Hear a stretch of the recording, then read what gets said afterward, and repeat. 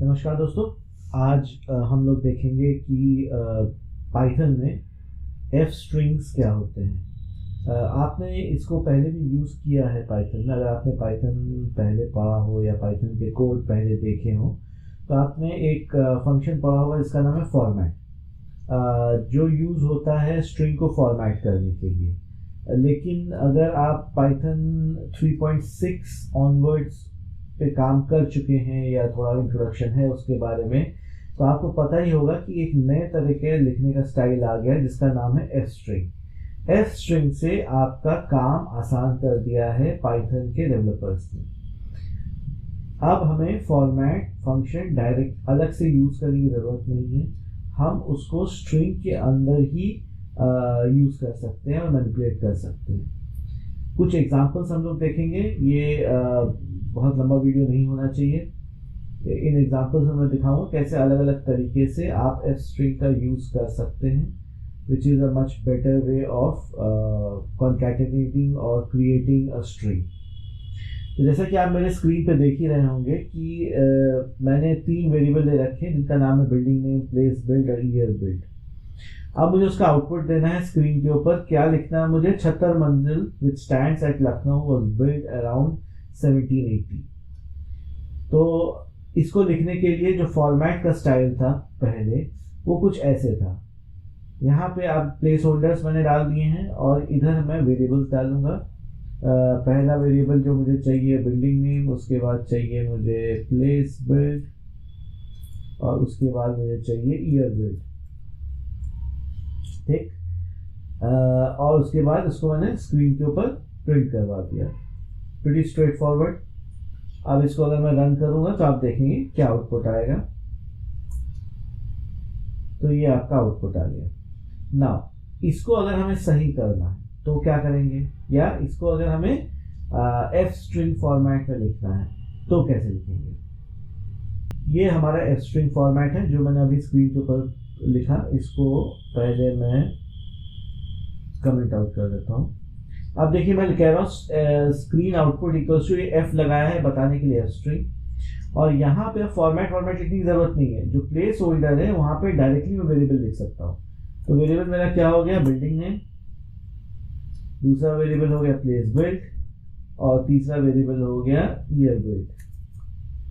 ठीक। तो ये मैंने इसमें डाल दिया और स्क्रीन आउटपुट कह दिया। इसको अगर मैं रन करूं तो एग्जैक्टली सेम आउटपुट आना चाहिए। देखिए एग्जैक्टली सेम आउटपुट आ गया। This looks much better. ये वाला जो कोड है ये छोटा भी है और देखने में भी ज्यादा इजी लगता है। इसके कई वेरिएशंस हो सकते हैं। जरूरी नहीं कि हर बार आप एक ही वेरिएशन यूज करें। मान लेते हैं मेरे पास एक डिक्शनरी है। डिक्शनरी में मैंने ये सारी वैल्यूज डाल रखी हैं, building name, place build and year build. ठीक, ये सब मैंने डाल रखा है। अब इस डिक्शनरी को अगर मुझे एफ स्ट्रिंग के साथ यूज करना है तो मैं कैसे कर सकता हूँ। पहले हम देखते हैं कि पुराना तरीका क्या था। जो ओरिजिनल तरीका था जब हमारे पास एफ स्ट्रिंग नहीं हुआ करते थे तब हम कैसे लिखा करते थे, तो वो पहले हम देख लें। ये देखिए ये स्क्रीन आउटपुट जो वेरिएबल है इसको मैं फिर से इनिशियलाइज कर रहा हूँ और इस बार फॉर्मेट फंक्शन का यूज कर रहा हूँ। और कौन सी डिक्शनरी यूज कर रहा हूँ? हिस्ट्री डिक्शनरी यूज कर रहा हूँ और इसका आउटपुट दे रहा हूँ। ठीक है, डिक्शनरी की नेम, डिक्शनरी की नेम, डिक्शनरी की नेम करके ऐसे कर रहा हूँ। ठीक है, ये करने की अब हमें जरूरत नहीं है। एक बार इसको सेव कर लेते हैं और इसको रन कर देते हैं। तो देखिए आउटपुट वही आया। ठीक, इसी चीज को मैं अब एफ स्ट्रिंग से लिख सकता हूँ। तो इसको यहाँ प्रिंट करें और ये जो लाइनें हैं इनको मैं कमेंट कर दे रहा हूँ और यहाँ पे बिल्डिंग नेम की बजाय ये जो डिक्शनरी है उसको एज इट इज मैं यूज कर ले रहा हूँ। ये डिक्शनरी ओके। ना यहाँ पे एक चीज का ध्यान दीजिएगा, डबल कोट्स यहाँ भी है, डबल कोट्स यहाँ भी है। तो ये वाला जो डबल कोट्स है मेरे पहले डबल कोट्स को क्या कर रहा है? टर्मिनेट कर दे रहा है। तो ऐसा मत करिएगा। अगर आप स्ट्रिंग के अंदर स्ट्रिंग लिख रहे हैं, आपको कोटेशन मार्क्स की जरूरत है, तो एक को डबल कोट्स कर लीजिए, एक को सिंगल कोट्स कर लीजिए। ठीक है, तो अभी के लिए मैं इसको सिंगल कोट्स कर दे रहा हूँ। ज्यादा इजी है, एक दो ही जगह चेंज करना पड़ेगा मुझे।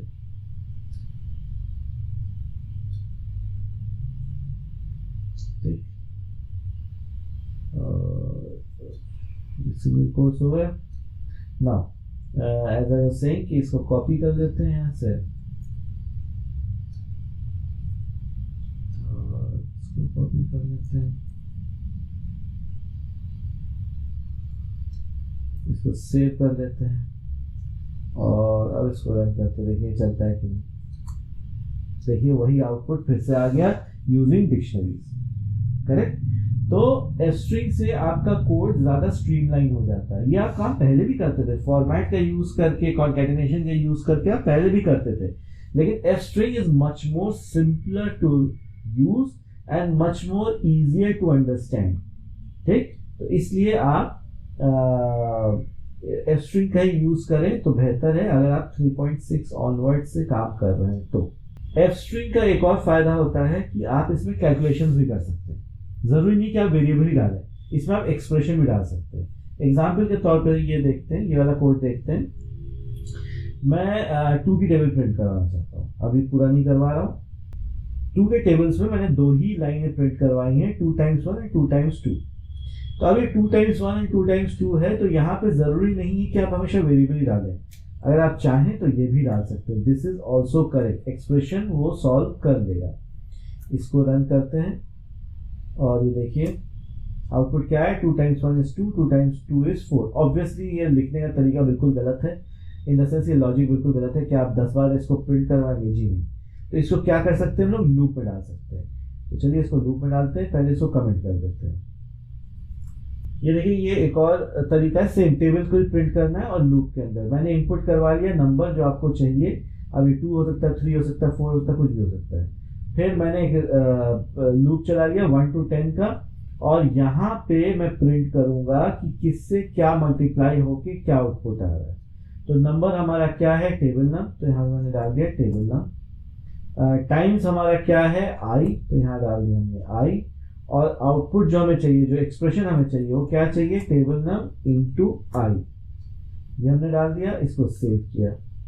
इसको रन करने से पहले एक छोटी सी समस्या है कि इनपुट हमेशा स्ट्रिंग में देता है।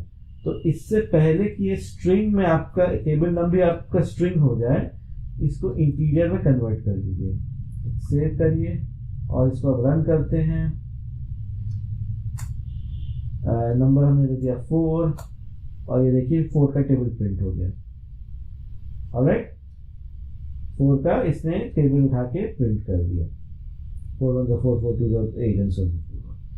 तो ये एक्सप्रेशन भी हैंडल कर लेता है। मेरे कहने का मतलब ये कि आप इसको लूप के अंदर भी यूज कर सकते हैं। ऐसा नहीं है कि आप लूप में नहीं यूज कर पाएंगे इसको, ठीक। और कृपया आगे से जब भी आपको ऐसे स्ट्रिंग प्रिंट करवाने हो तो एफ स्ट्रिंग का ही यूज करें। अब एक लास्ट देख लेते हैं, डेट टाइम। ये डेट टाइम भी हैंडल कर सकता है। Let me comment this. ये देखिए डेट टाइम में मैं अपनी एनिवर्सरी, मैरिज एनिवर्सरी प्रिंट कर रहा हूँ।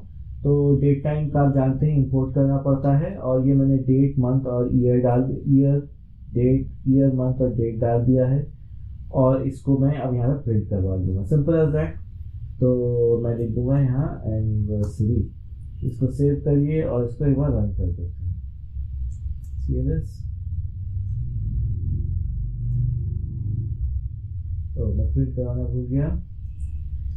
प्रिंट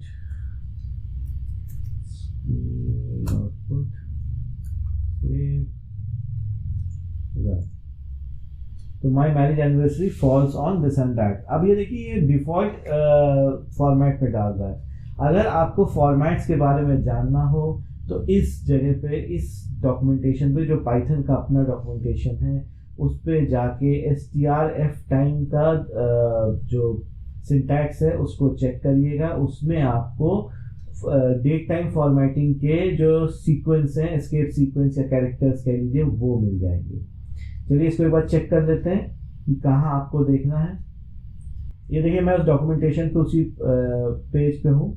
यहाँ पे आप सर्च करिए strf टाइम। ये देखिए strf टाइम आ गया। इसमें अगर मैं नीचे जाऊँ, ये देखिए डायरेक्टिव्स, ठीक। ये सारे डायरेक्टिव्स आपको अलग अलग फॉर्मेट में डेट दे सकते हैं। जैसे %b है, ये क्या करता है, कैपिटल में देता है आपका जो मंथ है। और परसेंटेज डी तो आप जानते ही हैं, डे देता है। और परसेंटेज वाई जो है अगर आप देंगे तो वो आपको ईयर दे देता है, ठीक है। और अगर परसेंटेज कैपिटल वाई करते हैं तो वो ईयर विद सेंचुरी और डेसिमल नंबर देता है, ठीक है। तो हम क्या करेंगे, हम इसी का यूज़ करेंगे।